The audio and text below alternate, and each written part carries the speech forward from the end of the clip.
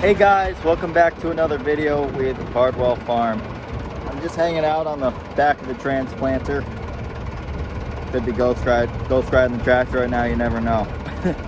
Surprisingly, these seats are really comfy to like sit in. You know, like honestly, they're more comfortable than the tractor seat. So, you know, I'm glad the crew who's ever sitting back here can really just, you know, kind of kick back and relax. But what are we doing right here? Let me explain that to you.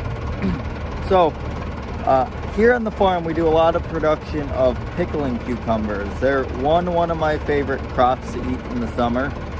Two, they're very popular in our area for one, pickling, but two, just munching on. People really like to pickle them, salt and vinegar, whatever, you name it.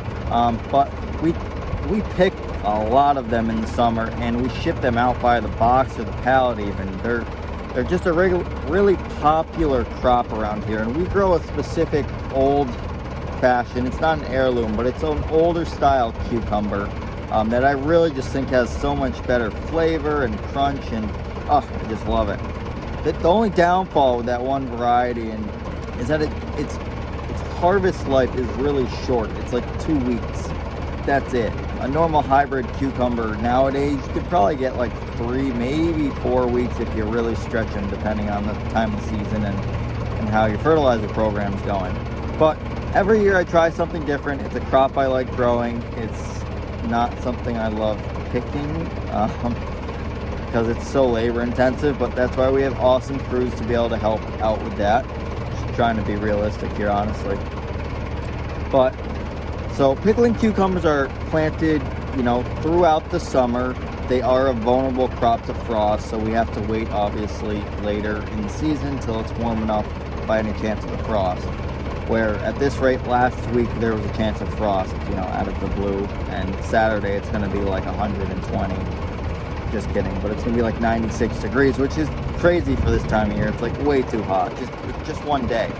But anyway, so to jumpstart these crops, to push them along, we're going to plant on black plastic. And, you know, I've talked in the past that, you know, doing transplants in black plastic, doing transplants, cucumbers, bare ground, it's never worked for me, ever. So what I decided to do this year is lay black plastic. I've actually never planted pickling cukes through black plastic regardless. I just thought it was a waste of money just because of the short time of the season. When I discovered the biodegradable plastic, I said, hey, you know, this is probably worth the investment. At least let's try it once. So we got 2 settings in the ground this year. We decided to plant with direct seed method this year, and what we're doing here is we're using our water wheel just to mark some rows in the ground, and it's going to poke a hole every 6 inches here. And all we're going to do is we're going to come through by hand after, and we're just going to throw 1 seed in each hole. So boom, boom, boom.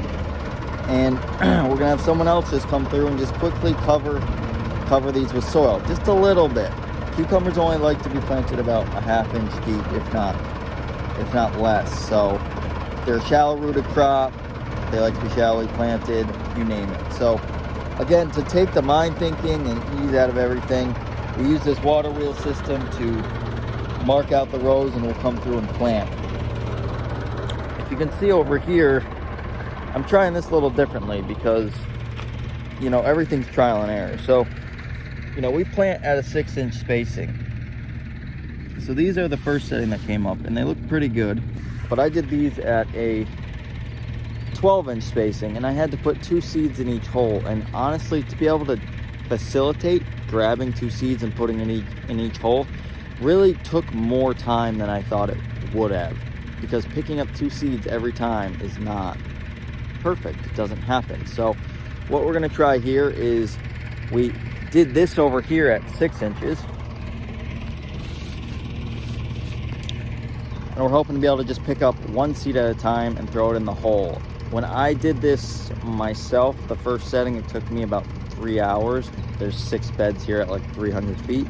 With a crew of 3 or 4 people, I think we'll be able to get the other setting done here in like less than an hour. So granted, you're paying more people than just one, but So it's a trial and error here thing, you know.